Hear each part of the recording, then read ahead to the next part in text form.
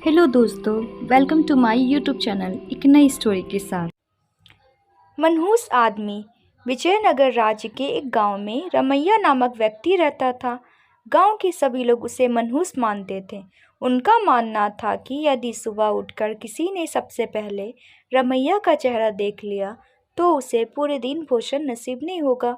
जब यह बात महाराज कृष्णदेव राय तक पहुंची तो उन्होंने इसकी वास्तविकता जानने का निर्णय लिया। उस रात रमैया को राजमहल बुलाया गया और महाराज के कक्ष के सामने वाले कक्ष में उसके रहने की व्यवस्था की गई। रात भर रमैया उस कक्ष में सोया।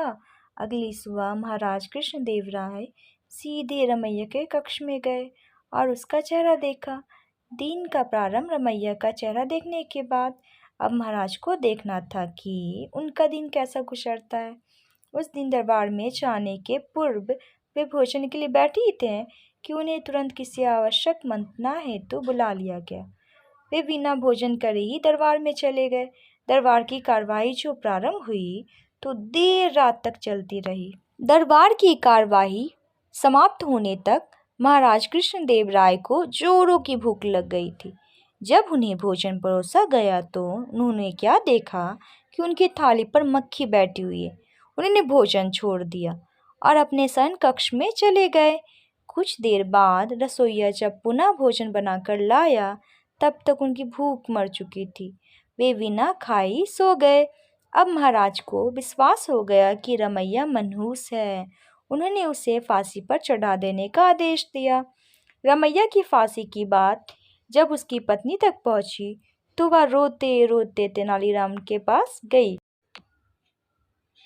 और उससे सहायता की गुहार लगाई। तेनालीराम ने उसे आश्वासन देकर घर भिजवा दिया।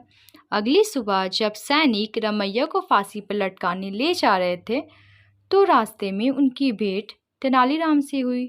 तेनालीराम ने रमैया के कान में कुछ कहा और चला गया। इधर फांसी गृह पहुंचने के बाद सैनिकों ने रमैया से उसकी अंतिम इच्छा पूछी। रमैया ने कहा कि मैं महाराज को एक संदेश भिजवाना चाहता हूँ। संदेश कुछ इस प्रकार था। महाराज, सुबह सबसे पहले मेरा चेहरा देखने से किसी को पूरे दिन भोजन नसीब नहीं होता, लेकिन महाराज आपका मुंह देखने पर तो जीवन से हाथ धोना पड़ता है। बताइए, ऐसे में ज़्यादा मनहूस कौन है? संदेश पढ़ने के बाद महाराज को अपनी अंधविश्वासी सोच पर शर्म आई। उन्होंने सैनिकों से कहकर रमैया को बुलवाया और पूछा कि उसे ऐसा संदेश भेजने का परामर्श किसने दिया था। रमैया ने तेनालीरामन का नाम लिया। महाराज तेनालीराम की बुद्धिमत्ता से बहुत प्रसन्न हुए। उन्होंने रमैया की फांसी की सज़ा निरस्त कर दी और तेनालीराम को पुरस्कृत किया। इस तरह तेनालीराम की वजह से रमैया के प्राण बच गए।